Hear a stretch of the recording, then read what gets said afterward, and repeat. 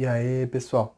Continuando com o conjunto de aulas sobre a evolução dos modelos atômicos, nesta aula, que é a parte 2 desse conjunto de aulas, vamos falar um pouco mais sobre o modelo atômico de J.J. Thomson.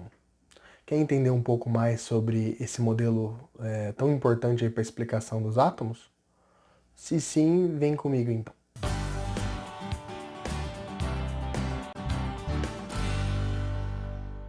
Vamos lá então, pessoal.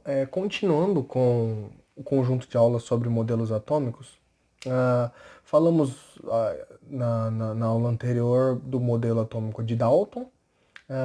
Em torno de próximo de quase 100 anos depois, o modelo atômico de Dalton foi proposto entre 1803 e 1808.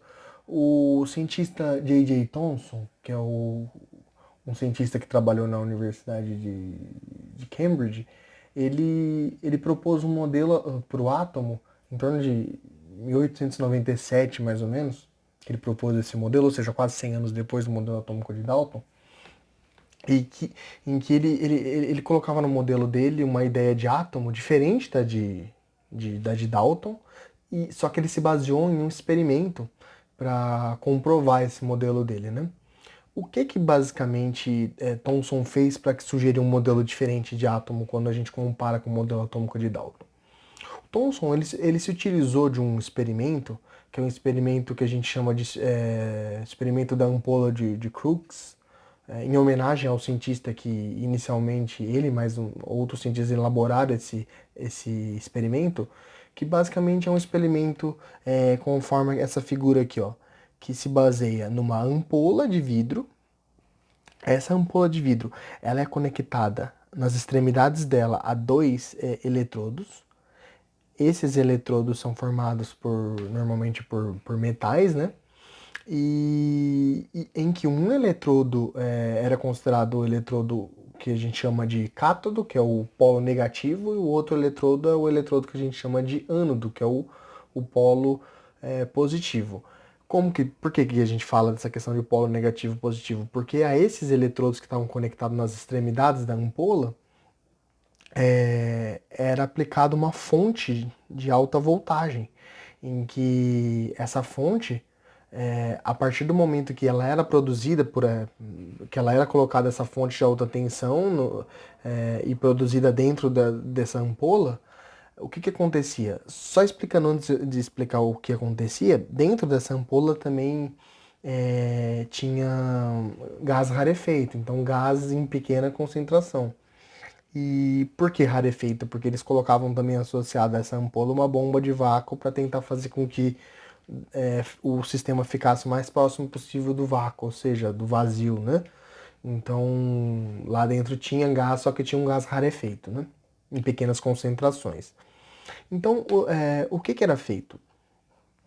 Basicamente, essa ampola que era conectada por esses eletrodos, o cátodo e o ânodo, polo negativo e polo positivo, é, era, ela era conectada a uma fonte de alta tensão, em que quando essa fonte estava em funcionamento, que eles percebiam? Que era emitido um feixe, que eles chamaram esse feixe de raio catódico do cátodo, ou seja, do polo negativo para o polo positivo, e o cátodo tinha esse raio catódico, desculpa, tinha essa direção, né? Então ele saía sempre do polo negativo e ia para o polo positivo. Ele percebia que sempre que ligava essa fonte de alta voltagem. Só que eles conseguiram verificar como que era esse raio, justamente porque na superfície dessa ampola de vidro tinha lá um material, que se eu não me engano era sulfeto de zinco, mas tinha um material que ele conseguia emitir fluorescência quando ele entrava em contato com as partículas que tinham nesse raio catódico, né, nesse feixe. Isso fazia com que, por causa dessa fluorescência, que esse feixe ficasse iluminado. Então eles conseguiam visualizar como que era o feixe. E isso foi bastante importante porque eles percebiam que quando você aplicava essa tensão, né, alta voltagem, tinha esse feixe que saía do polo negativo e ia para o polo positivo, que está aqui representado nessa figura, esse feixe verde aqui.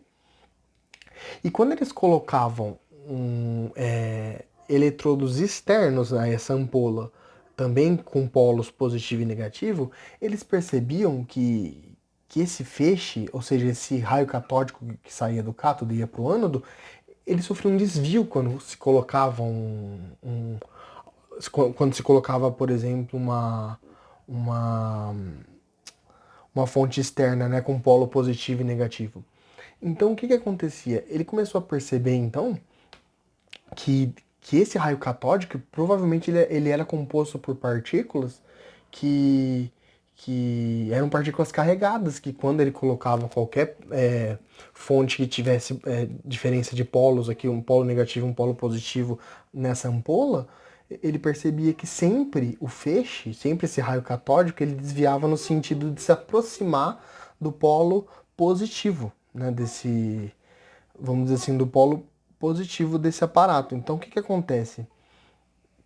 Ele começou a perceber, então, que esse raio catódico era composto por partículas com carga negativa, porque nessa época eles já tinham a ideia da questão de que partículas de carga negativa eram atraídas por partículas de carga positiva, por exemplo, e que partículas de cargas iguais se repeliam. Ele já tinha essa ideia, então o que ele percebeu? Como era, sempre esse feixe era induzido a ser desviado para se aproximar do polo positivo, então ele começou a colocar em evidência que esse feixe, esse raio catódico, era composto por partículas negativas. Só que aí, o que ele fez no experimento dele?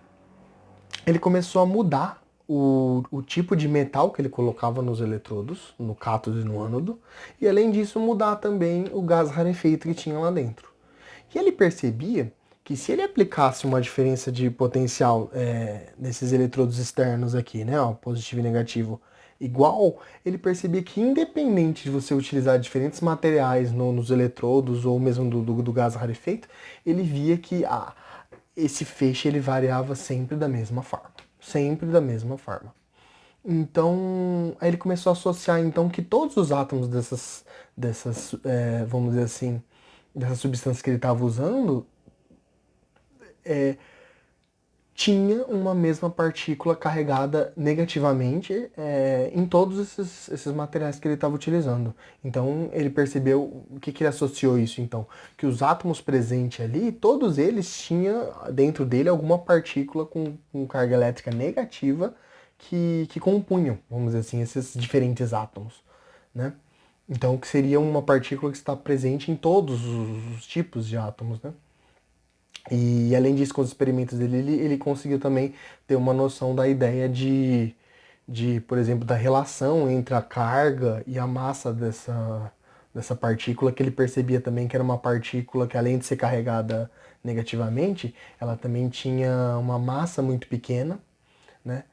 Até em colaboração, experimentos dele com um outro cientista que conseguiu descobrir qual que era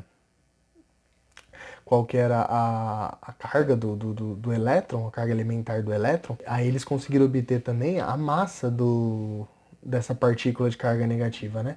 E essa partícula, eles deram um nome para ela, que esse nome foi o elétron.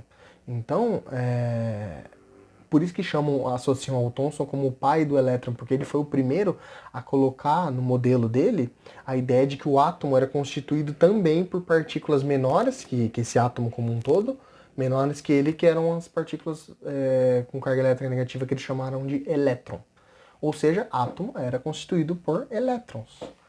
Que ele via que, independente do tipo de átomo que ele colocava lá, o feixe se desviava da mesma forma, ou seja, esse feixe, esse raio catódico verde que está aqui, nesse desenho, ele era composto sempre pelo mesmo tipo de partícula que era, vamos dizer assim, que estava em fluxo aqui, que era o elétron. Com isso, ele propôs o modelo dele, que é necessário salientar mais uma coisa. O átomo naquela época eles sabiam que era uma partícula como um todo de carga neutra. Então, como ele percebia que dentro do átomo tinha lá uma partícula menor que ele, que era chamada de elétron, ele começou a adequar um modelo que ele conseguisse associar o átomo como uma carga neutra. Então o que ele fez? Ele propôs um átomo que era uma esfera, assim como propunha uma esfera maciça, assim como propunha o Dalton também, só que era uma esfera maciça de carga positiva, em que dentro dessa esfera maciça estavam incrustados, né, embebidos diferentes embebidos partículas de carga negativa que eram os elétrons. Então foi aí que teve a ideia de que associaram depois ao pudim de passas, né, com o modelo dele, porque é como se fosse o pudim formado por essa massa positiva, né, do átomo, e as passas, é como se o pudim fosse isso, e as passas fossem os elétrons embebidos nesse átomo, né, vamos dizer assim. Então foi aí que ele teve a ideia desse modelo dele com a descoberta do elétron. Comparando com o modelo de Dalton, então ele já conseguiu provar por esse modelo dele que na realidade a ideia de indivisibilidade do átomo já estava incorreta de acordo com o modelo de Dalton, né? Então, que o átomo poderia sim ser dividido, ele poderia ser extraído partes menores dele, e que essas partes menores ele conseguiu provar pelo experimento da ampola de Crookes, que eram os elétrons, que eram partículas menores que os átomos que estavam presentes dentro do átomo, né? Só que continua com a mesma ideia também do átomo ser uma partícula esférica, maciça, só que aí com uma carga positiva para anular essas cargas negativas que cada elétron tinha, para que a carga total do átomo fosse neutra. Então, basicamente, esse foi o modelo do Thomson. Na próxima aula, nós vamos comentar um pouquinho sobre o modelo atômico de Rutherford, que foi o cientista que propôs um modelo logo em seguida, né, que inclusive foi aluno do Thomson, né, e que vamos continuar falando então sobre essa evolução dos modelos atômicos com o próximo modelo de Rutherford. Então até a próxima aula, espero vocês lá. Tchau, tchau.